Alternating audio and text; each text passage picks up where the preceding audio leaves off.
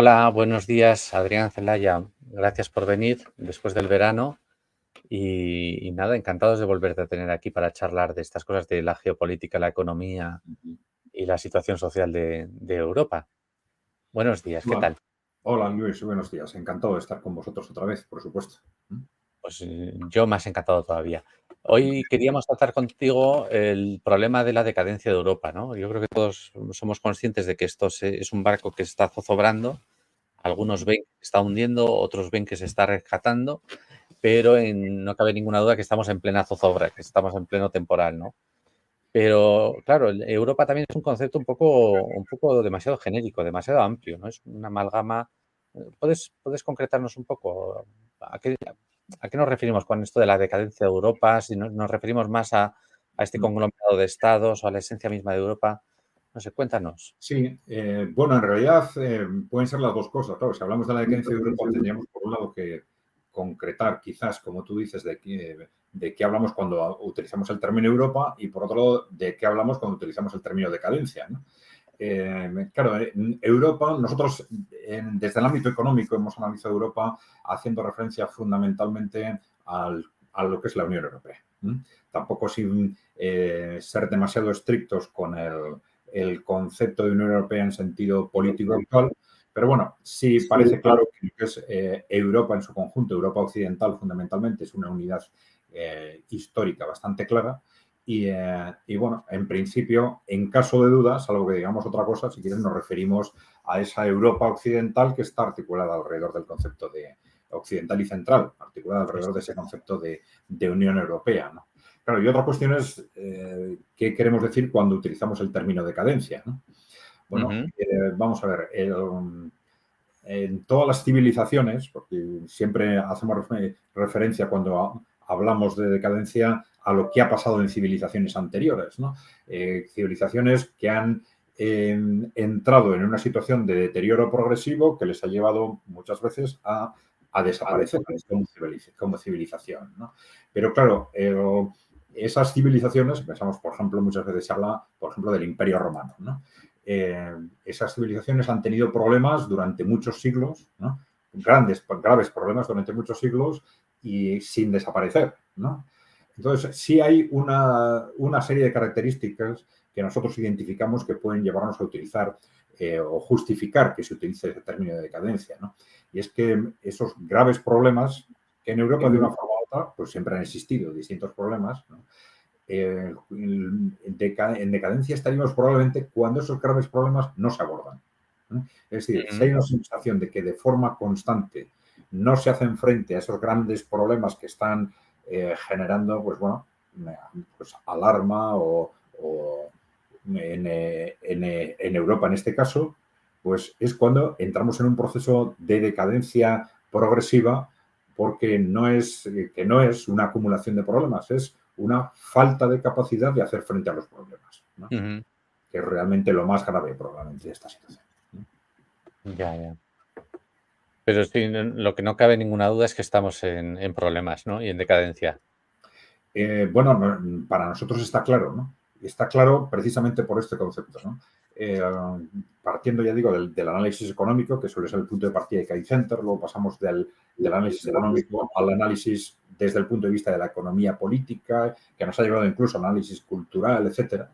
Pues parece bastante claro que depende cómo nos situemos, pero fundamentalmente, digamos, en los últimos 50 años, ¿no? Es decir, hay un periodo que es el periodo de posguerra, que es un periodo en general, yo diría, de optimismo económico. La economía funciona muy bien, se crea el estado del bienestar, se crean las primeras estructuras de lo que luego sería la Unión Europea.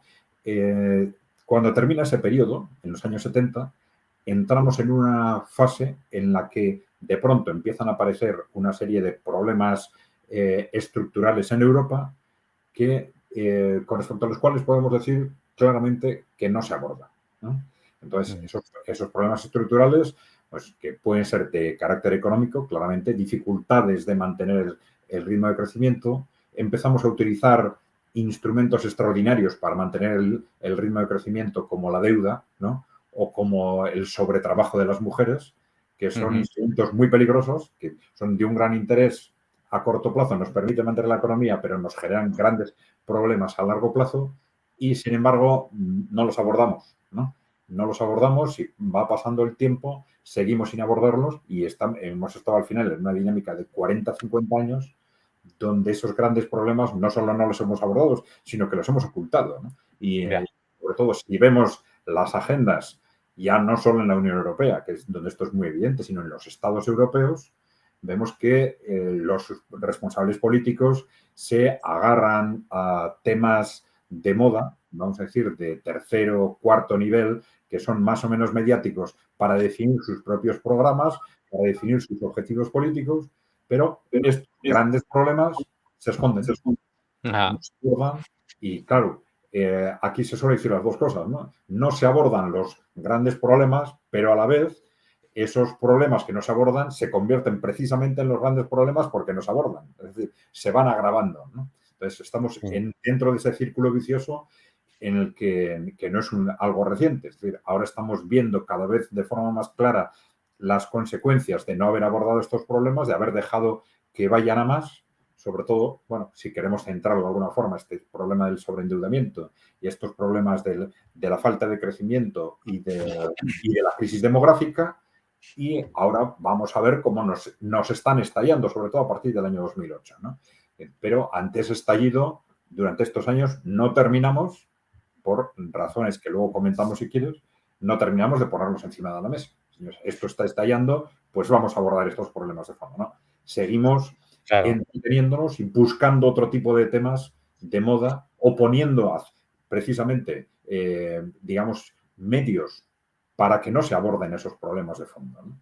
Claro, eso es lo que a mí me sorprende, ¿no? Que pasan los años y esos problemas del sobreendeudamiento, de la mala gestión político-económica, no terminan de entenderse socialmente o de verse socialmente como un problema de base, ¿no?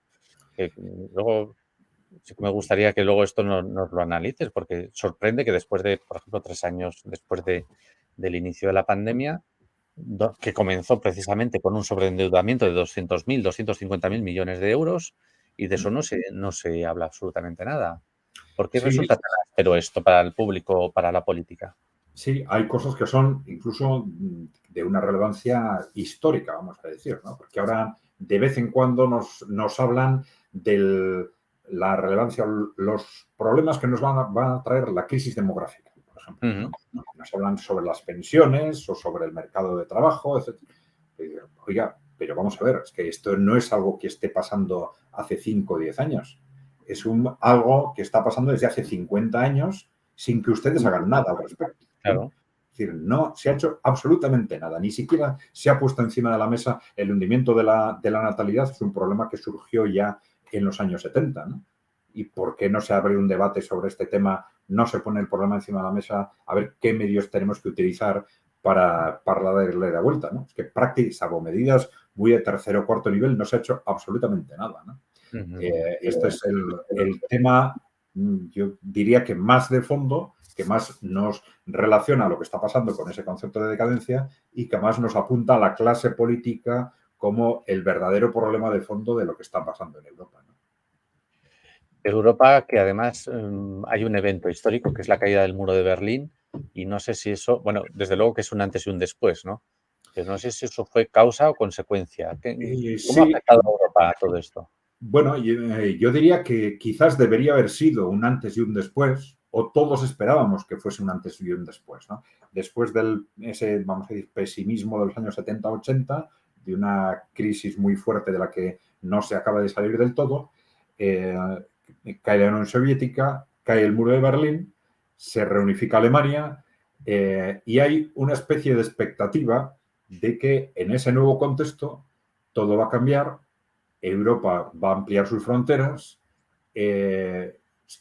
Europa, en base a su peso demográfico y a su nivel científico, tecnológico, etcétera, se va a configurar clarísimamente como líder del mundo. Otra vez, ¿no? Europa ha sido líder del mundo durante 500 años, pero a raíz de las guerras mundiales, pues su peso en el mundo había quedado subordinado al de Estados Unidos, claramente, ¿no? Pero entonces, bueno, ahora ya por fin vamos a ser una comunidad de 500 millones de personas, muy superior a Estados Unidos, con un nivel económico, tecnológico, que claramente, de forma natural, nos va a llevar a ser líderes en el mundo otra vez, ¿no? Y Ujú, se pone en marcha también el proyecto de moneda única, etcétera, ¿no? Que por supuesto, va a ser líder del mundo frente al dólar, etcétera. Bueno, pues nada de esto sucedió. Nada de esto sucedió. Todo esto, de alguna forma, se quiso articular a través del Tratado de Maastricht, que se pone en vigor en el año 93, en ese contexto de expectativa de renovación del liderazgo europeo, y las expectativas no se han cumplido. Ese crecimiento que se esperaba no se consiguió, la moneda única en buena parte no funcionó, sí se puso en marcha, evidentemente, pero incluso algunos lo han relacionado con el contexto que dio lugar a la crisis del 2008. Se puso en marcha de una forma políticamente un tanto forzada, cuando seguramente no adecuada a las distintas características económicas de los estados de la Unión. Y pues sí podemos decir que claramente, con una cierta perspectiva histórica, las estructuras de la Unión Europea, lo que era antes la Comunidad Europea, funcionaron más o menos hasta el Tratado de Maastricht y no han funcionado a partir de entonces, ¿no? La realidad es que el euro no ha conseguido ninguno de los objetivos de posicionamiento en el mundo que entonces se plantearon, y Europa, al contrario, ha ido perdiendo peso de forma acelerada en el mundo, tanto cuantitativa como cualitativamente, frente a Estados Unidos y frente a los países emergentes. ujú. Además de una aceleración de esos problemas estructurales, de la crisis demográfica, que a largo plazo seguramente es el tema más importante, y del sobreendeudamiento. Claro, claro. De todas formas, la crisis parece que acompaña a Europa desde su mismo nacimiento, ¿no? Y que no sé si sería posible detectar cuándo comienza esta crisis europea. Pero podríamos poner un punto de corte, un momento, no lo Sí, sé, la caída del muro de Berlín, Bretton Woods, no sé, ¿cuál sí. es el punto de partida? ¿Cuál es el punto de Bueno, vamos corte a de ver. Desde un a punto de partir de vista ahí vamos de culo? Claro, desde un punto de vista político, evidentemente la Segunda Guerra Mundial es un punto de inflexión, en el sentido de que esto ya nos sitúa debajo de Estados Unidos y con nuestra clase política, por ejemplo, muy subordinada a Estados Unidos, sobre todo en países como Alemania, por ejemplo, ¿no? Pero desde el punto de vista económico, ese cambio se produce en los años 70, tanto en Europa como en Estados Unidos. Es decir, ese modelo de posguerra que funcionó económicamente muy bien, con niveles de crecimiento extraordinarios, eso se ha llamado la edad de oro del capitalismo, ¿no? Se crea en Europa el estado del bienestar, y todo esto empieza a hacer aguas en los años 70, con la crisis del petróleo, ¿no? Es un contexto en el que la interpretación que se hace es que en este momento ya las inversiones, la economía no funciona porque las inversiones no son suficientemente rentables, y entonces se empiezan a adoptar todo tipo de medidas para que las inversiones sean más rentables. Y esto lleva, por un lado, a todas las medidas de la globalización, que implican, por un lado, una ampliación de mercados para los inversores. Suponen también acceso a mercados de mano de obra barata, que siempre es una constante para aumentar la rentabilidad de las empresas. Se adoptan todas las medidas de ese periodo neoliberal de reducción de impuestos, contención salarial, debilitamiento de los sindicatos. Siempre todo ese contexto está pensando en mejorar la rentabilidad de las inversiones, ¿no? Ujú. Pues, a pesar de que se adoptan todos ese tipo de medidas, sí podemos decir que no han funcionado, o no han funcionado como se esperaban, ¿no? Ya. Porque ese crecimiento del periodo de posguerra, que era un crecimiento extraordinario, ¿no? Vamos a entrar ahora en por qué se produjo, pero era un crecimiento extraordinario, un 4% anual de media, de pronto cae a un 2%, pero en un proceso de caída constante a todo lo largo de ese periodo neoliberal o de capitalismo avanzado, como queramos llamarlo, ¿no? Y curiosamente, a pesar de los avances tecnológicos que se producen con los ordenadores primero, Internet después, el contexto de la tercera revolución industrial, etcétera, la productividad anual va creciendo cada vez menos, y ya nos encontramos en los últimos 15 años en una situación de estancamiento, prácticamente, donde el crecimiento anual es inferior al 1%, ¿no? Y esto ha llevado a una situación, pues, de estancamiento económico muy claro, ¿no? Sin entrar ya en lo que ha pasado en los 2 últimos años, donde además estamos torpe, adoptando medidas, quizás por razones geopolíticas, claramente, ¿no? Pero medidas que desde el punto de vista económico son destructivas, ¿no? Para nuestra economía, como el corte primero con el acceso a la energía barata de Rusia y ahora seguramente también en buena parte a través de la imposición desde Estados Unidos y ahora ya adoptando medidas en una segunda fase de ruptura creciente con la economía china, con lo cual que es otro pilar del desarrollo económico europeo de los últimos años y vamos a ver todo esto a dónde nos lleva, pero claro, si partimos de un crecimiento cero y le añadimos este tipo de medidas estructurales, pues desde luego las expectativas de que entremos en un contexto de recesión pues son prácticamente todas, como efectivamente se está verificando en la práctica pues ya en países como Alemania, por ejemplo. Y esto, que podríamos eso, en principios de los años 70 con la crisis del petróleo, los acuerdos de Bretton Woods, es un poco el comienzo de toda esta nueva etapa, pero ¿qué relación tiene? Porque claro, ahí también empieza el decrecimiento demográfico, ¿no? La falta de natalidad. ¿Cómo Sí, se conjuga esto, estos dos elementos sí. juntos? Bueno, de una forma muy clara. Es decir, vamos a ver, uno de los pilares de esas medidas que se adoptan en los años fines de los 60, 70 para impulsar la rentabilidad de las inversiones es el acceso masivo de las mujeres al mercado de trabajo. Entonces, ese acceso masivo crea un incremento masivo también de la mano de obra barata, y esto es un factor fundamental en la rentabilidad de las inversiones y en que la economía en principio se empuje hacia arriba. No se consiguió que en conjunto la economía subiese, pero esto ayudó muchísimo a que la economía se mantuviera, vamos a decir, ¿no? Claro, el cómo se hizo es un factor clave, porque se hizo no distribuyendo el trabajo entre hombres y mujeres, el trabajo profesional y el trabajo doméstico, sino, y esto ya lo hemos comentado en algún otro programa, sino aumentando, arrojando a cada unidad familiar 40, 45 horas de trabajo semanal añadido, ¿no? Mientras que estábamos pensando que el avance tecnológico nos iba a permitir trabajar cada vez menos, resulta que ha sucedido exactamente lo contrario, ¿no? Entonces, claro, ¿esto qué supone? Pues que en principio durante generaciones ha habido cientos de millones de mujeres que han estado trabajando de hecho 80, 90, 100 horas a la semana sin que nadie diga absolutamente nada, porque parece que de lo que interesa a las grandes corporaciones que no se hable, pues no se habla, punto, ¿no? Ya, claro. Y claro, ¿esto qué significó? Por un lado, ya digo, una inyección masiva de mano de obra barata, esto en principio, por supuesto, muy bueno para la economía. Si trabajamos el doble de personas, pues evidentemente vamos a producir mucho más, ¿no? Y para las inversiones, una reducción de los costes de los costes laborales, también importantísimo para la rentabilidad de las inversiones, ¿no? Pero claro, por otro lado, lógicamente, se produce automáticamente un hundimiento demográfico, ¿no?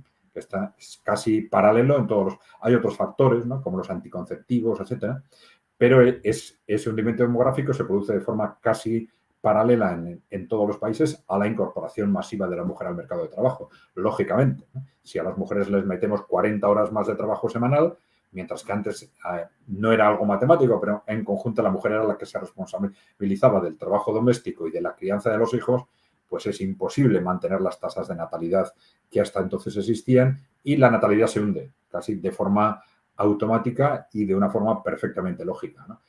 Pero claro, en lugar de poner esto sobre la mesa y decir, pues hay algo que hemos hecho mal, en lugar de repartir el trabajo, estamos añadiendo, sobreexplotando a las mujeres de forma sistemática, estamos hundiendo las tasas de natalidad, que esto nos resulta muy beneficioso a corto plazo, pero nos estamos hundiendo en el largo plazo. Eso no se hace ni en los años 60, ni en los 70, ni en los 80, ni en los 90, ni en el cambio de siglo, ni en estos 50 años se ha hecho. Pero claro, la relación directa entre ese hundimiento, esas medidas de incorporación masiva de la mujer al mercado de trabajo que son muy buenas para reactivar la economía, y el hundimiento demográfico es clarísimo, ¿no? Ese gran problema estructural de Europa. Y algo similar podemos decir del endeudamiento. Es decir, porque el endeudamiento, ya lo hemos comentado, cuando se incrementa la deuda, ayuda a impulsar el PIB, y esto es lo que hicimos en los años 70 y 80, Pero claro, la deuda hay que devolverla y cuando se devuelve pasa lo contrario y además hay que devolverla con intereses, ¿no? Y entonces, ¿qué hemos hecho durante todos estos años? Pues cuando llegaba el momento de devolver la deuda, compensarlo con más deuda. Ujú. Entonces, un cierto nivel de deuda es bueno porque se rentabiliza a través del resultado de las inversiones, etcétera, pero con esos incrementos constantes de deuda, cada vez menos. Cada vez más esa deuda es simplemente gastar, consumir para que la Claro, economía no se hunda, ¿no? Y claro, si en los niveles de deuda aceptables se consideran que tienen que estar en un límite del 100-150%, y hablo tanto de pública como de privada en su conjunto, pues resulta que esa era la situación en los años 70, pero vamos a más, a más, a más, hasta un contexto en el que nos situamos en un 300% sobre el PIB y no sabemos cómo reducir esa deuda, ¿no? ya. Esto fue un factor clave en el estallido de la crisis del 2008, también es un factor clave en el que ahora no consigamos hacer frente a la inflación, porque los bancos centrales andan con medidas que objetivamente son todavía muy tímidas y todavía esas medidas las consideramos tremendamente agresivas en el contexto en el que estamos, ¿no? ¿Y eso por qué es? Porque, claro, cuando todos los gobiernos, las empresas, las familias están tan sobreendeudadas, subir un poco los tipos de interés, pues es peligrosísimo y empieza a temblar todo, ¿no? Y siempre ponemos como referencia lo que sucedió en los años 70, en los años 80, cuando se dispara la inflación, subimos los tipos de interés hasta el 20%. Sí, me acuerdo yo. Claro, y luego los bajamos a medida que se contenía la inflación. Pero lo mismo hizo Rusia hace año y medio, cuando a raíz del conflicto en Ucrania se les dispara la inflación, suben los tipos hasta el 21%, hasta que la inflación se contiene, ¿no? Y esto lo podríamos hacer en los años 80 o lo podía hacer Rusia hace año y medio, porque Rusia no está endeudada y nosotros no estábamos endeudados como ahora. Pero sin embargo, ahora no, pues ahora empezamos a subir un 1, un 2 y todo el mundo alarmado. ¿Qué va a pasar? ¿No? Incluso estamos subiendo los tipos de interés, los medios de comunicación constantemente alarmándonos con este tema, pero es que los estamos subiendo por debajo de la inflación, ¿no? Y es decir, los tipos reales siguen siendo cero o negativos, ¿no? Y así todo, pues con un miedo tremendo de que esto puede destruir la economía. Es decir, estamos atrapados por esa sobreendeudamiento, ¿no? Sí, totalmente. Totalmente atrapados, pero digo yo que habrá alguna salida. El mundo puede vivir sin Europa, es decir, si nosotros nos hundimos, el mundo puede sobrevivir. ¿Qué importancia tiene Europa o qué peso tiene Europa en el Sí, mundo? A lo mejor bueno, sobramos, a lo mejor el problema es que sobramos, ¿no? Y Estados Unidos puede prescindir de Europa. bueno, yo no diría tanto como sobrar. Europa ha ido evidentemente perdiendo peso en el mundo, también Estados Unidos, pero Europa de forma muy clara en los últimos 30 años aproximadamente. Y peso cuantitativo y también peso relativo, ¿no? Desde el punto de vista de nuestra capacidad de invertir, de nuestra capacidad de innovar, etcétera. Eso no quiere decir que vayamos a desaparecer, ¿no? Por el camino en el que vamos, esa pérdida de peso incluso se va a acelerar, ¿no? Ujú. Porque esos problemas estructurales que hemos comentado no los hemos abordado y ahora vamos a notarlos cada vez más, ¿no? Ese efecto de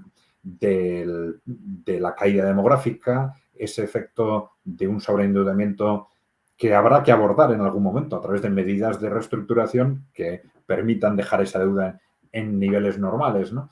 Pero que nadie lo pone sobre la mesa. Esto es Ujú. lo más preocupante porque, bueno, los políticos están estudiando alternativas sobre qué hacer sobre la caída demográfica, sobre qué hacer sobre el sobreendeudamiento, sobre qué hacer sobre la falta de inversión, pero es que de esto ni se habla, ¿no? Es increíble, ¿no? Es increíble. Yo creo que esto es realmente lo más preocupante, ¿no? Ujú. O sea, que Europa, hombre, evidentemente que Europa no desaparece, ¿no? Pero bueno, ahí está todo el problema que tenemos. Especialmente porque no es verdad que también dependemos demasiado de Estados Unidos, de la OTAN y de este globalismo, ¿no? Sí, No estamos bueno, demasiado sometidos y eso es lo que impide que también salgamos del pozo. bueno, parece bastante claro, ¿no? La cuestión es, ¿qué pasa con la clase política europea? ¿Por qué no solo no adoptan, vamos a decir, las medidas que nosotros podríamos pensar que son las adecuadas, sino es que esos temas clave ni se tratan, ¿no? Ni se tocan, ¿Por ¿no? qué? ¿No? ¿Por qué? ¿No? Y entonces es evidente que la élite política europea, la clase política europea, está respondiendo a otros intereses distintos de los ciudadanos europeos, ¿no? Y entonces ahí podemos identificar dos factores. Primero, los intereses de esas grandes corporaciones que en la práctica controlan los medios de comunicación, financian a los partidos, etcétera, tanto en Europa como en Estados Unidos, y luego un sometimiento de los intereses de Europa a los intereses de Estados Unidos como tales, ¿no? Claro, esto se produce muy claramente, ya hemos dicho, a partir de la Segunda Guerra Mundial y sorprendentemente no se ha solucionado a partir de la caída del muro de Berlín como pensábamos que se iba a resolver, ¿no? Sorprendentemente, la clase política europea es cada vez más débil, ¿no? Dentro de ese contexto que es de sometimiento relativo a Estados Unidos después de la Segunda Guerra Mundial hasta el fin de la Guerra Fría, teníamos políticos con una capacidad estratégica muy importante, ¿no? Y estoy pensando pues, en un Adenauer, en un De Gaulle, ¿no?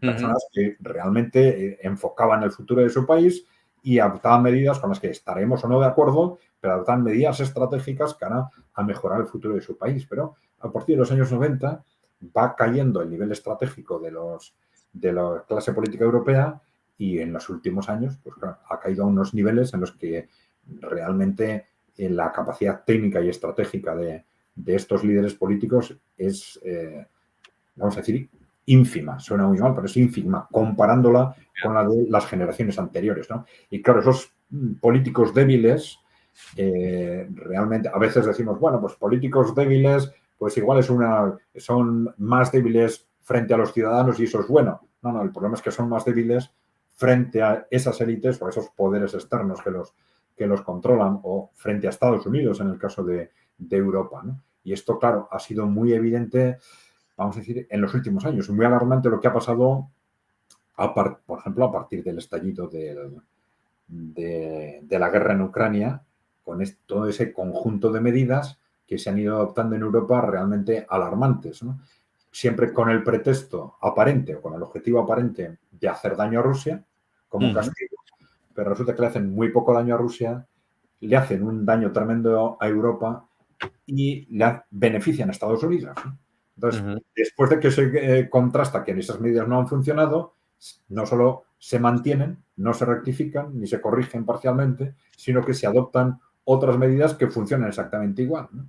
Un gran daño a la economía europea, benefician a Estados Unidos y apenas le hacen daño a Rusia, ¿no?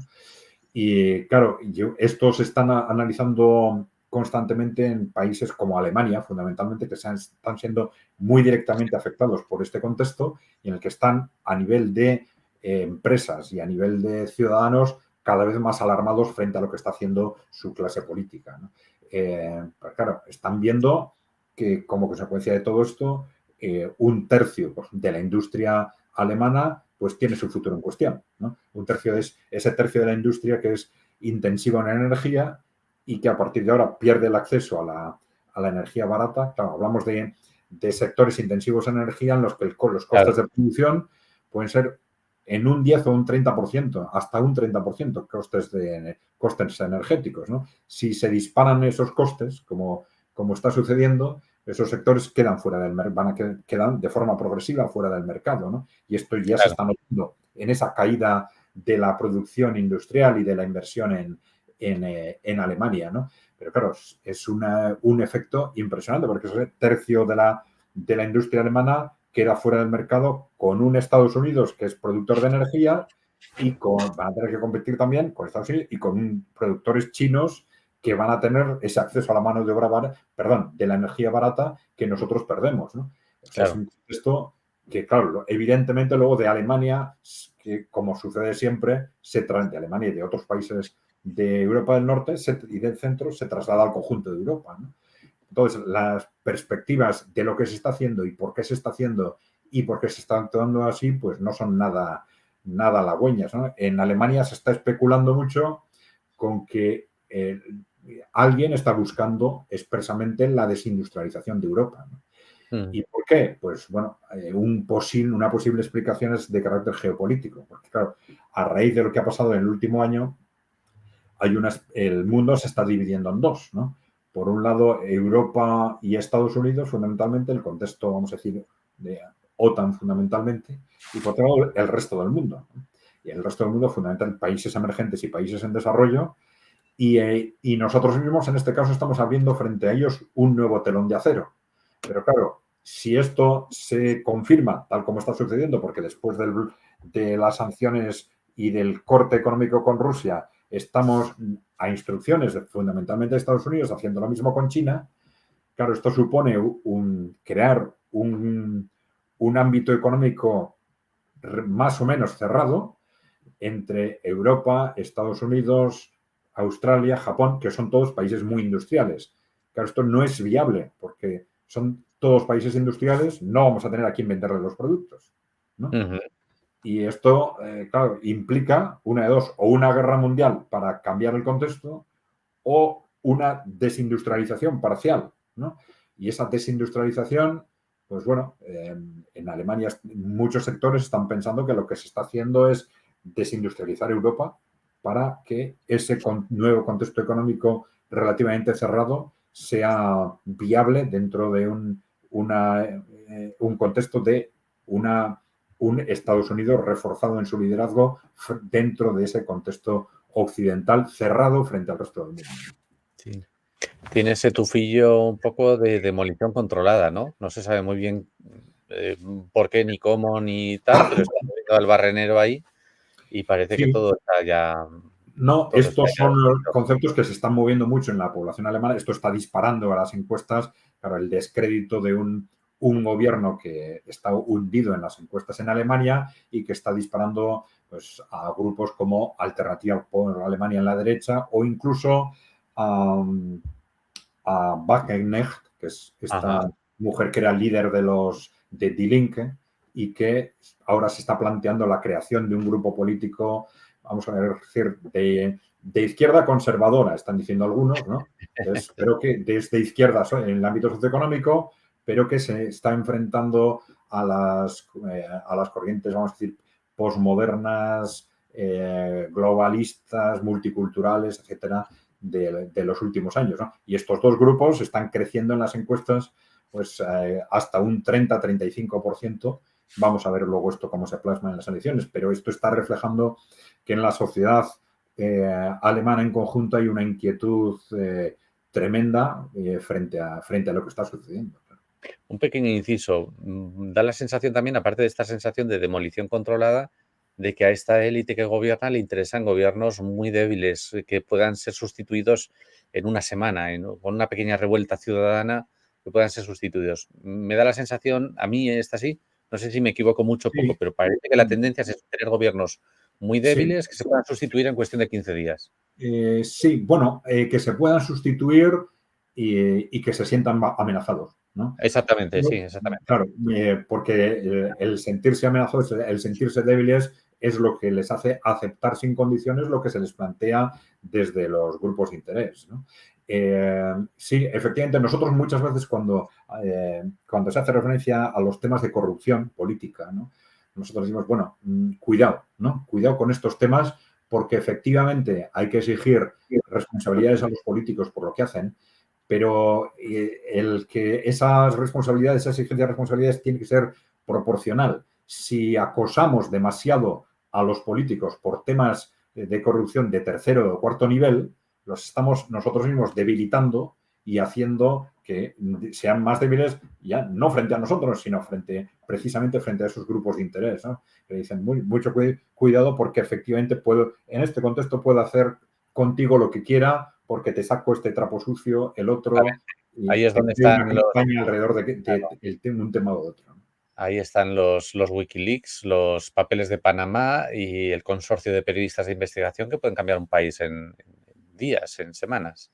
Claro, y es que además los medios de comunicación tratan esto de una forma tan desproporcionada, es decir, tratan al mismo nivel cuestiones de una importancia estratégica impresionante, cuestiones de corrupción que tienen una gran importancia estratégica o gran importancia incluso desde el punto de vista personal, como temas de corrupción de menores o de implicación de políticos en tráfico de menores, etcétera, tratan de una forma parecida, pues no sé, vamos a decir, como ese político que en un supermercado roba una caja de, ¿cómo era? De Colonia. crema, una caja de crema, no sé qué era, ¿no? Sí, Pero, y claro, el impacto mediático es desproporcionado, pero bueno, y esto en definitiva es peligroso por ese punto de vista. Nosotros no conseguimos, apenas conseguimos nada con ese tipo de movimientos mediáticos, pero esos políticos son ya extraordinariamente débiles frente a los que pueden organizarles campañas mediáticas en cualquier momento.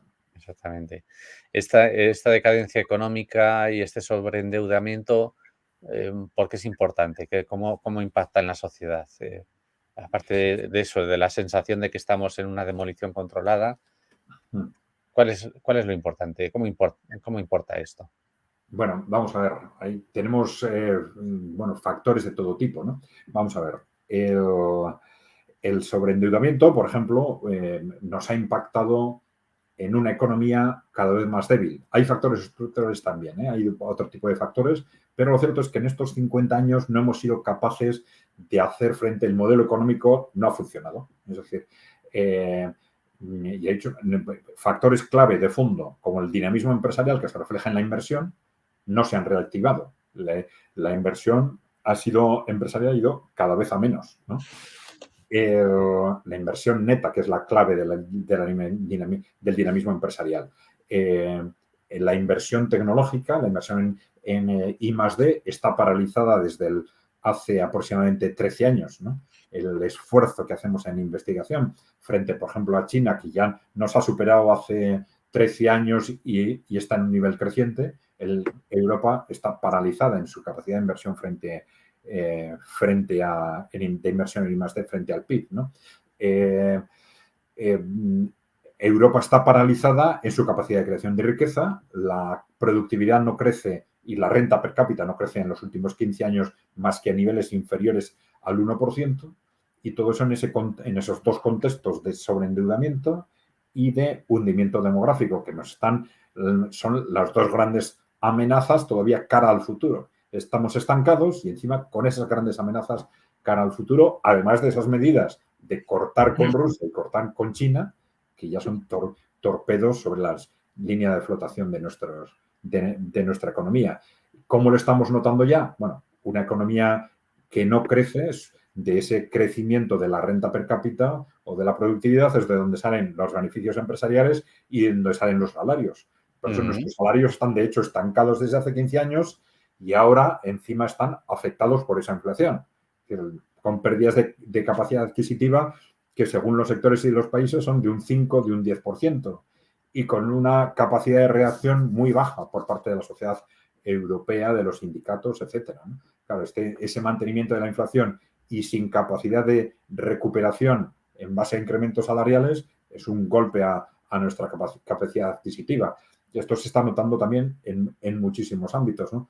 En los jóvenes que están en un mercado laboral cada vez más precario, ¿no?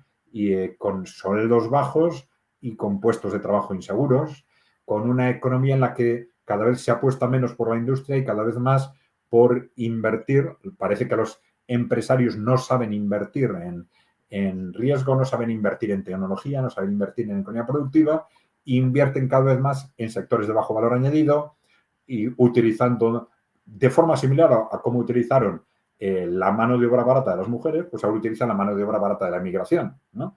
Ah, Pero claro, desenfocando la economía cada vez más hacia sectores de bajo valor añadido, ¿no? Claro, esto está destruyendo también la capacidad de creación futura de riqueza. Es decir, esto se está notando ya claramente desde hace 15 años aproximadamente en nuestro nivel de vida, y se va a notar de forma progresiva, ¿no?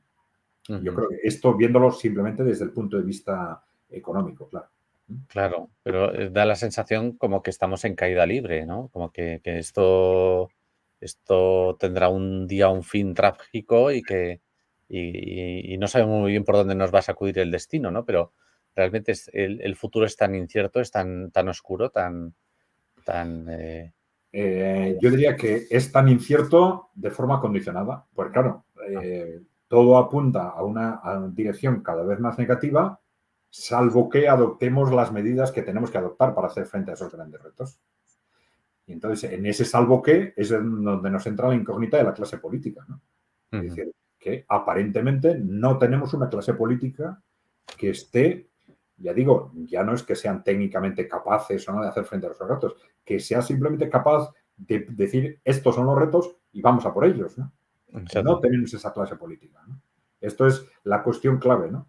No es tanto que, bueno, tenemos graves problemas que no siguen una determinada dirección, es que no tenemos una clase política que ponga esos retos sobre la mesa, que sea capaz de abordarlos o de simplemente abrir debates sociales sobre ellos, ¿no?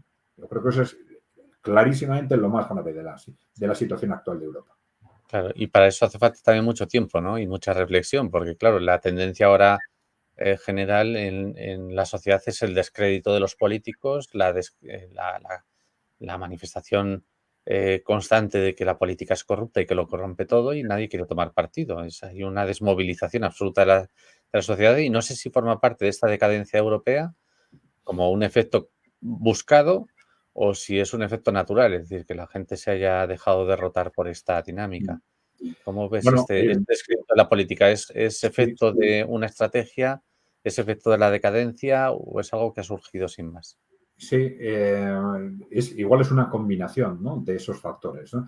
Vamos a ver, por un lado, justo a raíz del fin de la Guerra Fría, desaparecen las diferencias reales entre unos grupos y otros, mantienen lenguajes distintos, pero al final todos hacen políticas, además, cada vez más parecidas, ¿no? Se Ujú. diferencian en un 10 o un 15%, pero en la práctica sus estrategias económicas todas son neoliberales, ¿no? Sí. Y en el ámbito cultural todos entran en esta dinámica del posmodernismo corporativo, aceptando estas modas impulsadas por las grandes corporaciones, el posmofeminismo, el catastrofismo climático, esta gestión un poco enloquecida de la protección de las minorías sexuales, el globalismo, el multiculturalismo, todos estos temas, pero todos ellos incorporan a ellos. En realidad, todo Ujú. esto hace que se aparezcan cada vez más, que se Claro. diferencien solo en un 10% de su programa, eso sí, constantemente jugando alrededor de ese por ciento, de ese 10% y sobre todo de las palabras para que cara a las elecciones parezca que son diferentes, ¿no? Pero, claro, esto genera lógicamente un alejamiento creciente de una parte creciente de los ciudadanos que ven que no se solucionan los problemas y que los que dicen que son alternativa cuando llegan al poder pues tampoco cambian nada, etcétera. También, bueno, sí hay un cierto discurso de imputar a la política problemas que van más allá, es decir, que son responsabilidad de una forma de hacer política. Teóricamente la política se puede hacer de otra forma, pero hay que articularlo de tal forma que sea realmente alternativo, sin entrar en las mismas dinámicas, de hecho, que son las que están generando estos problemas. Pero sí es claro que necesitamos una nueva clase política, es decir, que no se trata de que esta clase política, unos u otros partidos, hagan cosas distintas porque sabemos que no las van a hacer. Es decir, sea porque hay personas o grupos que están, vamos a decir, comprados o chantajeados, pues esto sabemos que pasa en todo el mundo y en nuestro país no va a ser distinto en ese sentido, ¿no? O sea, pues por su condicionamiento en base a los medios de comunicación, que están muy condicionados por las grandes corporaciones, porque no quieren desmarcarse de lo que está de moda, vamos a decir, ¿no? Pero bueno, el caso es que esos grupos políticos no son capaces ni siquiera se atreven a poner estos temas claves encima de la mesa, ¿no? Porque no es políticamente correcto, ¿no? Claro, no es políticamente correcto porque a esas grandes corporaciones no les interesa que lo sea, ¿no? Pero claro, o se hace frente a través de probablemente nuevas fuerzas políticas a esa situación o no, las esperanzas de cambiar de rumbo son muy pequeñas. Sí es cierto que también estamos en un contexto de cambio geopolítico radical, un estallido geopolítico con los países emergentes en desarrollo, y en esos estallidos, aunque es más fácil seguramente detectar esos grandes problemas, que se pongan sobre la mesa, que surjan nuevas fuerzas políticas y que se den cambios también positivos, ¿no? Son momentos de grandes riesgos y también seguramente de grandes oportunidades. Yo creo que cada uno dentro de su ámbito pues tiene que hacer un poco lo que pueda y también estar muy atento a esas nuevas posibilidades que seguramente se van a abrir con esos grandes cambios geopolíticos. Ujú. Pero ¿qué caminos, qué opciones tiene Europa para salir, para hacer frente a este problema y al futuro? ¿Qué claves podemos identificar? Bueno, vamos a ver, nosotros sí hemos hecho un análisis de los posibles modelos de futuro, ¿no? Alternativos al modelo actual, ¿no? Y hemos hablado de 5 o 6 posibles modelos para Europa, ¿no? Pero no nos vamos a detener en esto porque las claves seguramente no es tanto identificar cuál puede ser ese nuevo modelo de futuro, sino, como hemos dicho ahora, ¿no? Disponer de una clase política que sea capaz de gestionar esto, ¿no? Que sea capaz de analizar las claves de la situación actual, de los problemas actuales y capaces de analizar y debatir qué es lo que hay que hacer cara al futuro, ¿no? Y entonces, sin esa clase política, que no la tenemos en este momento, no vamos a ser capaces de poner esos modelos de futuro sobre la mesa, ¿no? La cuestión es qué es lo que podemos hacer para que se produzca ese cambio en la clase política. Entonces, bueno, lo que podemos hacer es a nivel individual o a nivel colectivo, ¿no? A nivel individual, evidentemente, es formarnos y dentro de lo que es, por ejemplo, las dinámicas de Internet, que sí plantea mecanismos o posibilidades de actuación en cuanto a formación, en cuanto a compartir información, etcétera, que antes no existían, utilizar esas posibilidades. Y luego, claro, no es nuestra cuestión porque nosotros no somos más que analistas y difusores de información en EKI Center, ¿no? Pero alguien tiene que crear movimientos de masas autónomos de esos poderes fácticos, ¿no? Con las medidas necesarias para asegurar esa autonomía, que defiendan a los ciudadanos y que en la medida que consigan suficiente fuerza vayan presionando a la opinión pública y, por tanto, a los grupos políticos actuales o futuros para que avancen en una determinada dirección, ¿no?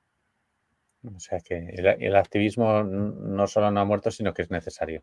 Claro, yo diría que es más que nunca, evidentemente, claro. Bueno, nos queda ya una última pregunta. ¿Nos queda mucho trabajo por hacer? ¿O vamos bien? ¿Cómo lo ves? Bueno, pues sintetizando, igual voy a repetir un poco los conceptos, ¿no? Evidentemente, la situación de Europa en la que vamos es tremendamente alarmante, ¿no? Entonces, tenemos que aprovechar nuestra capacidad de actuación como personas o como colectivos y estas posibilidades que nos va a dar el contexto geopolítico, ¿no? Ese contexto geopolítico que está estallando. Y al estallar, es muy fácil que se rompa esa unanimidad política que se ha creado en Europa en los últimos 20, 30 años, ¿no?